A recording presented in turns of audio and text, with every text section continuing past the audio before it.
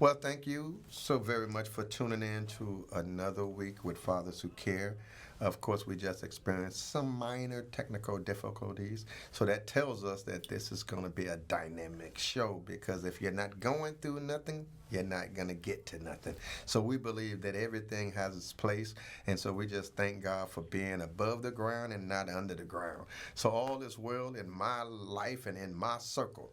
But with that being said, we want to thank CAN TV. We want to thank the West Garfield Park Youth Council, the West Garfield Park Community Stakeholders, and of course, Fathers Who Care and those who came out to join us. We have about 10 to 12 young people out there with us with some parents. And of course, we are just continuing to expose our young people to opportunities. So again, this is one of those evenings where they're being exposed to some of the dynamics of producing a show, and they're out here with us at CAN TV.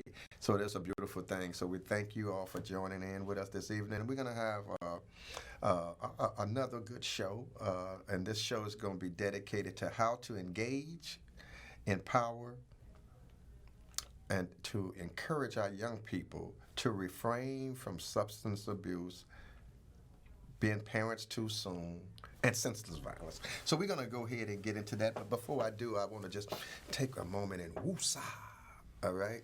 Let peace be still. And know what I do? I'm going to go and lean over here and just say, Carlos, thank you. Catalina, thank you. I hope your week's been going good for you. Happy New Year to all of those who I haven't spoken to. Happy New You. God is still in the blessing business. Fire up because all is well. All is well. So what I want to do is I want to just ask a simple question. I want you to introduce yourself, Carlos and Catalina, and tell us who you are, why are you so passionate about the work you're doing, and what would be something that you would hope to accomplish as you continue to do the work that you're doing to empower our young people? It's a great question. First of all, thank you, Reverend, for Give me some. having us on the show. We got you. We got you. You too.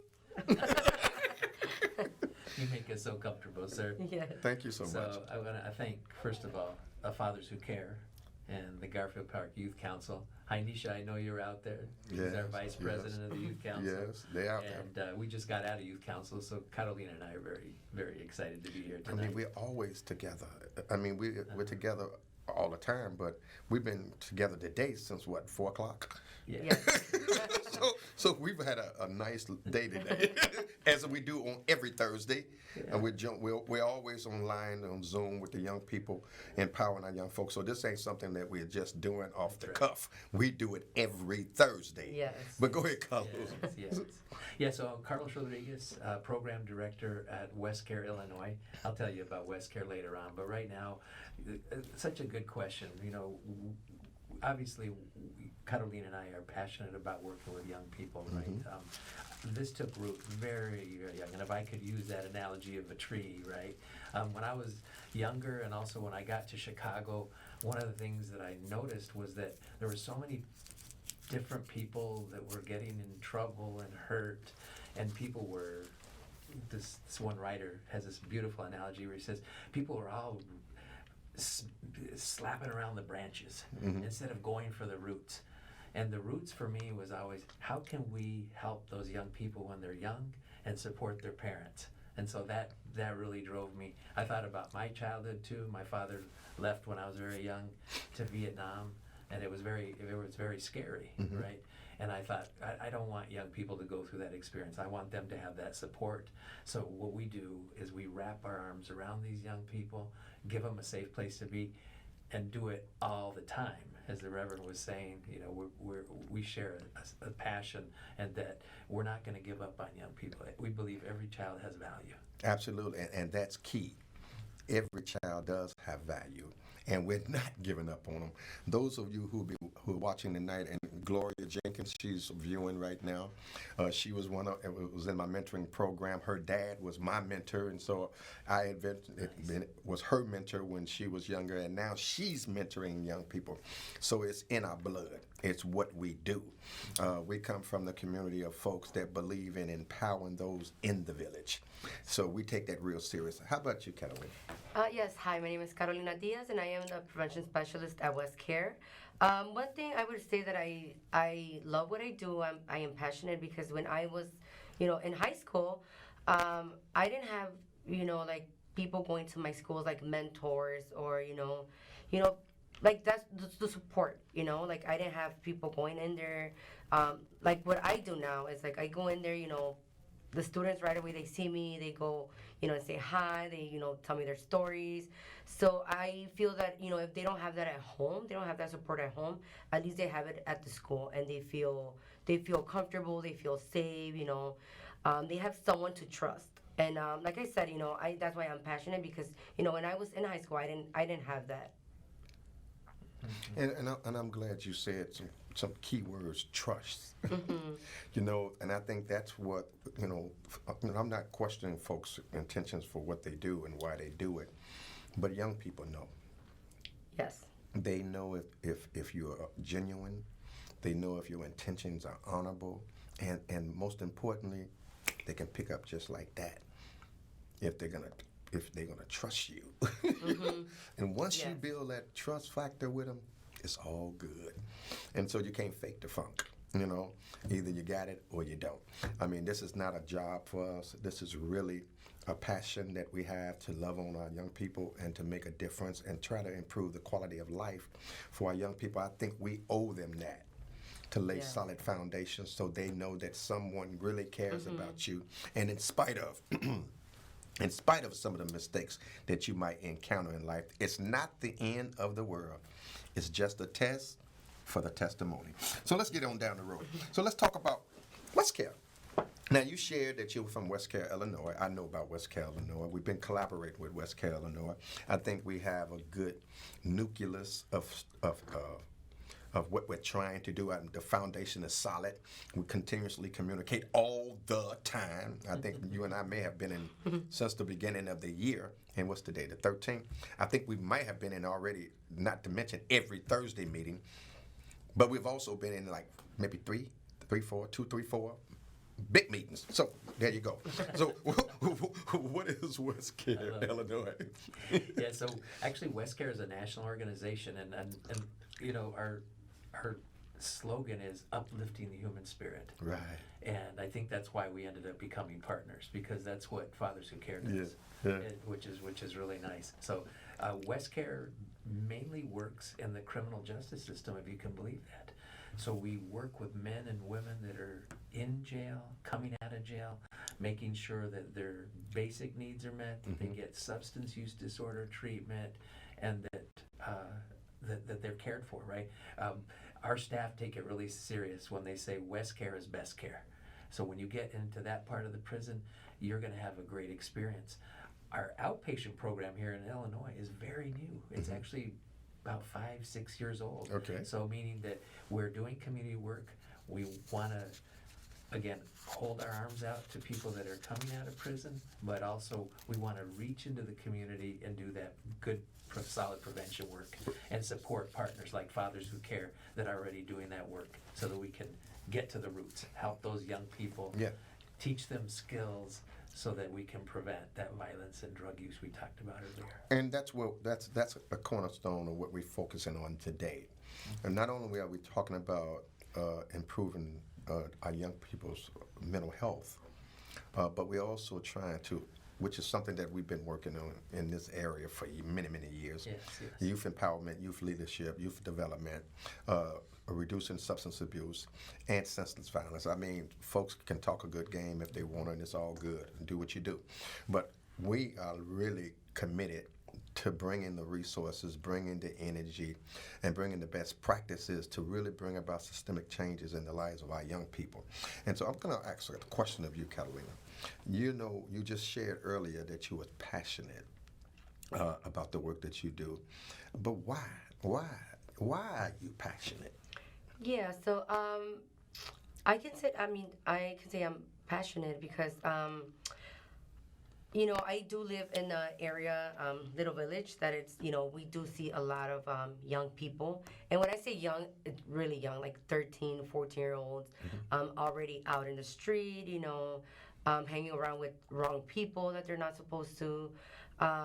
So I feel that they're following these steps from other people that are older, and they're not showing them, like the right steps to take. So that's, I'm passionate because, I want to like be able, to be there for them. Yes, you can make mistakes, but you know what? You can start all, again. We do see like a lot of, I'm going to bring in gun violence. We see a lot of gun violence in Little Village as well. So another thing that I'm passionate is because, I have a brother, so he actually got killed due to gun violence as well. He was really young. He was 16 years old.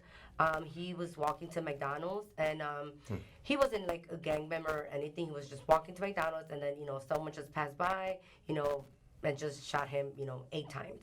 So I feel that just like talking to these youth now, because like I said, they're hanging around with the wrong people, and they're just putting things in their head like, oh, you know what, you do this, and it's gonna make you cool, it's gonna make you feel better.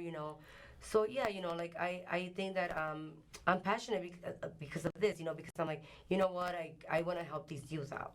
Yeah, and it shows because we've done a lot of things last year together, yacht Yes. clubs, sailing. I mean, we've been in different environments with the young folks, bringing the young folks from different cultures together. Yes. We all echo and share some of the same issues and concerns in our community.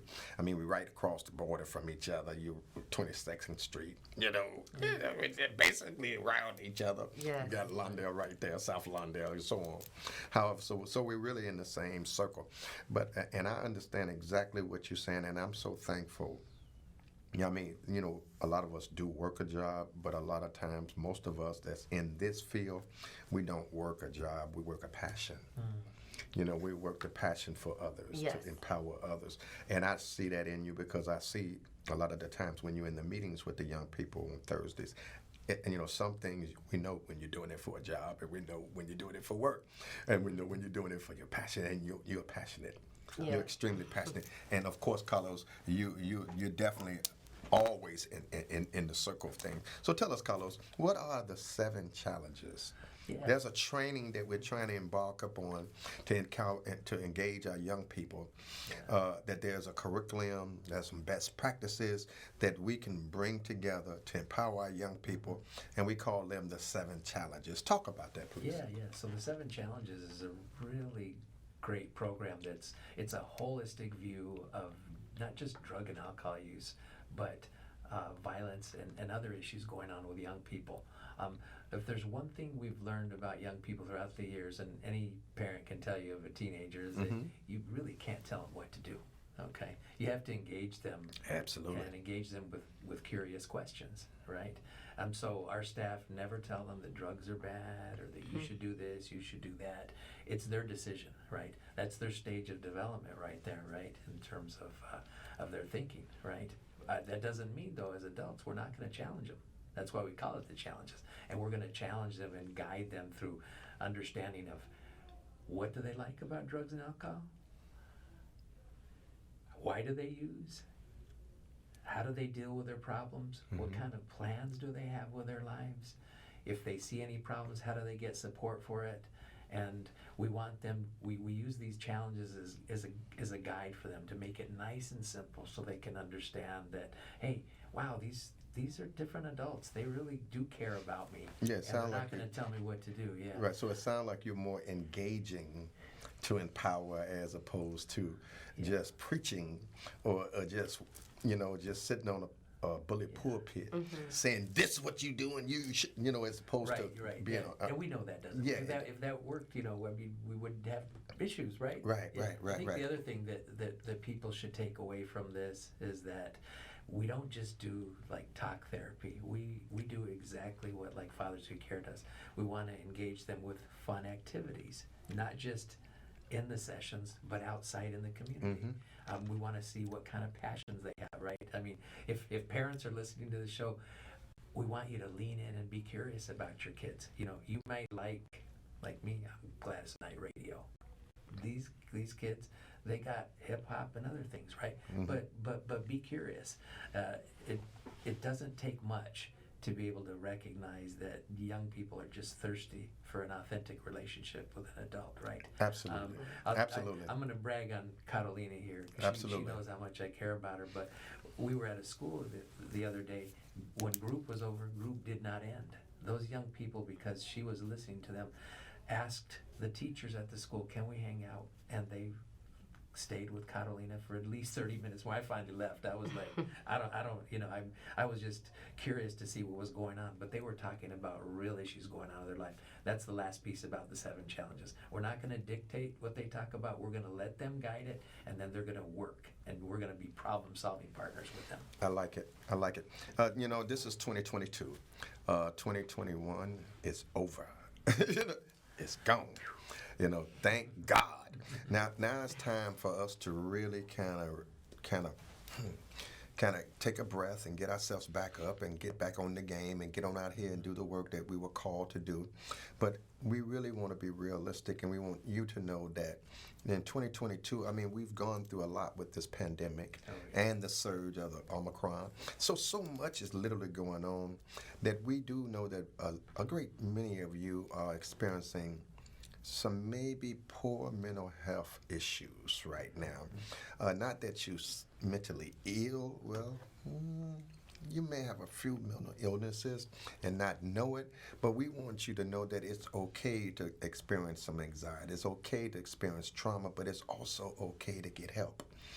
And we want you to be able to find those outlets where you can talk to someone about some of the things you're going through. Young people really need it. Young people really don't have the way to have those resources exposed to them because, first of all, it's a stigma in certain communities to seek out mental health. But we're trying to change that stigma in our community and let our young people know, the ones that's with us tonight, that it's okay to go through some things, and it's okay to seek help, and it's okay to talk to someone about some of the issues you're going through. So, Carlos, here's a question. What are some of the behavior and mental health concerns you think that we are facing with our young people today? Well, I'm going to start off with what we understand right now, okay? One of the biggest gifts that we've gotten from these wonderful researchers that do work about mental health and behavior stuff is this understanding that a lot of issues, the way people behave the way they do, especially when they get involved in drug and alcohol use as well as violence, is based on trauma, and there's, we know in our society we have systemic racism. We have poverty when we should not have poverty. We know there's a lot of wealth out there. And what happens is that when young people are exposed to these issues at a very young age, it can really be damaging to them, right? They can get depression, attention disorder, hyperactivity disorder, we call it ADHD, anxiety disorders. PTSD, exactly. Boy, tell me about it. Yeah. And so we always have to frame these things like that, right? As opposed to, oh, that kid just misbehaves, right? Why? What's the root cause for that child misbehaving? Yeah, that's what we want to get at. Yeah. Exactly. Yeah. When we think about, here's what I tell all teachers when I get together with them. If a child starts acting up in your school, it's a sign that something important is going on. Let's pull them closer as opposed to pushing them away. Okay, and when you start digging in, and what you were talking about a while ago, when you start developing that authentic relationship and giving them permission to talk, then the healing can begin, right? There's so often our society wants to push drugs on them. So we have this big message, right? Yeah. Don't smoke weed, don't get high, but yet, we want to get them medicated. Yeah, right? yeah. Take these opioids. Interesting. Isn't it? Take these opioids, as many as you can. Yeah, so for all those people that are really curious, I want you to Google something called ACEs. That stands for Adverse Childhood Experiences, okay? It's 10 questions, and it really gets to the heart of what can actually create mental health and behavioral issues. So I want to take a liberty to come to Carolina in a minute, but I want to make a public service announcement. I'm not telling you what to do. I'm just going to encourage you to know your mental health status. I want to encourage you to listen to our young people. If a young person is talking, or if a young person is experiencing some adverse childhood experiences. Thank you. Yeah. And you can see that they're going through something, or they express to you that they're going through something. Take heed to what they're saying. I mean, they may not be able to articulate like we may be in certain areas that we may have experience in because we in it. Right. And we're talking to folks all the time. But if they saying they're feeling some kind of way, you know, that should kind of trigger you to let you know that something is going on, because they may not be able to articulate exactly what they're going through, but they're saying they're feeling some kind of way. You know, that should be something that to kind of draw your attention. But I'm going to come back to Catalina. Catalina, you know, you're Latino. Is that right? Yes. I'm just checking. and I'm African American. Now, we all are echoing and sharing some of the same sentiments here. What can we do to pool our intellectual resources, to pool some of the resources or some of the richnesses of our culture? What can we do to bring us together to address some of these issues that we basically are facing in each one of our communities? Yes, and just like you mentioned earlier, right? We're neighbors. It's South and North Lawndale, right? So we're neighbors. So I feel that just by bringing each other around, like the groups, like the youth council meetings, or you're just taking them out for like an outing, not just make it like one group and then another group, bring them in together so they can get to know each other. They can meet new people. Just like have after school groups for them, or something that they can have fun, and like get to know people. Absolutely. So yeah, I think like I think that's rich. Yeah. I think that's real rich, and we're gonna do it. Yeah. I mean, we was doing it last year. I mean, we kind of took them on another kind of excursion, and we're meeting all the time in little groups. But we had them on boats. We had them on yachts, sailing. And they really enjoyed it. So we look forward to doing some more things like that. We're looking forward to kind of doing the moringa and all that kind of good stuff together, hanging out together, sharing some dishes, Right. Yes. Yeah. Yes. Food to do it. Yes. And then one thing I can share is that Hilario is one of our students at Excel Academy. He actually joined us in the yacht, and his brother. So he mentioned to me, he's like, I'm thankful for this because I've never been on a yacht. And then he said that he got to know other people. He got to meet new people, which he said he don't do often.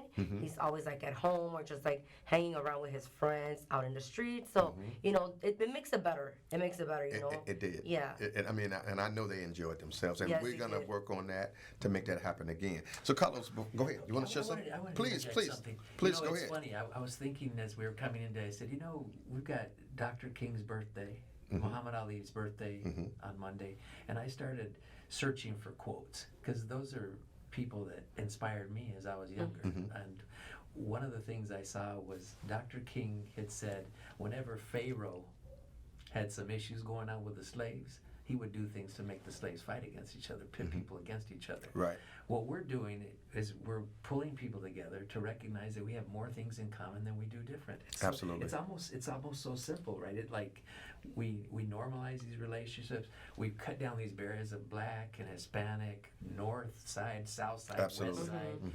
It's a beautiful thing. And guess what else happened too? Some of us as adults, we've never been on a yacht. Right. So we're experiencing this together. We're having a shared experience together. We find out, oh my God, you like the same things I do. Well, get prepared because we're going to do it some more. Ooh. We're going to do I some. was hoping you'd say that. Oh yes, that's our goal, and we're definitely going to do the horseback riding, the helicopter rides. I mean, we're going to experience. We're going to allow these young folks to take these college tours. We're going to take them to museums. We're going to expose them to other things, other opportunities outside of their communities. I mean, we're going to use the resources that's exposed to us, and we're just going to have fun doing it. So we want you to know, those who are watching us, if you're looking for something for your young people to be involved in, send them over to Fathers Who Care. Our number is 773-287-5821. Or you can log on to www.fatherswhocare.org, Twitter, Facebook, Instagram, all of that stuff. Westside Community Stakeholders, we got those young folks involved in that group. The West Garfield Park Youth Council, they're involved in that group. West Care, Illinois, they're involved in that group.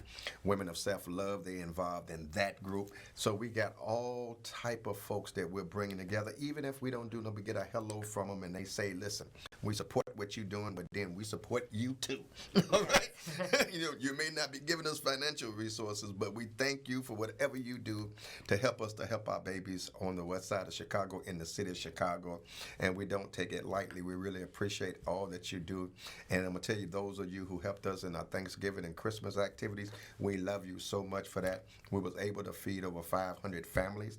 We gave them turkeys, hams, boxes of food, side dishes. I mean, we were blessing them with toys. We gave so many toys out this year. I was excited myself. I mean, it's like we were Santa Claus for real, blessing the young people. But we wasn't just giving toys just to give toys. We was letting folks know in the community that if you need any assistance, you can tune in to Fathers Who Care. Come on around Fathers Who Care. Bring your children around Fathers Who Care, and let's work together. So if folks wanted to be involved with some of the things as we closed, if folks want to be involved in some of the things that's going on through West Care, how can they get in touch with you guys? Yeah, you can call the West Care number. It's 312-735. Oh, help me out, Catalina. I've always, now that I'm not sure about the number. Okay, hold on a second. So you can get in touch with Fathers Who Care. So Google westcare.com, or you can call Carlos directly. How about that? That's right. But you can call me too, and then I'll make sure you get in touch with Carlos as well. The number for Fathers Who Care is 773-287-5821. Log on to Fathers Who Care, Twitter it, Facebook it, Absolutely. YouTube it. You'll get the information. He'll get a hold of Yeah, us. and we'll make sure that you can get into some of the things that we're doing. We want to thank you all for tuning in this evening. We know it's kind of chilly out there, but listen, stay warm, stay safe. All is well. God bless you. Continue to be the change that you want to see in your community. Be that light in darkness and that salt in the earth, and there's nothing too hard for God. So let's just keep doing the good work, and we thank you again, CAN TV, for the platform to allow us to bring our young people out occasionally, and for having these allowing us to bring our beautiful friends and guests out and partners. So God bless you. God keep you. Good night. Keep the faith, and we'll see you next week. Same place, same time. Good night.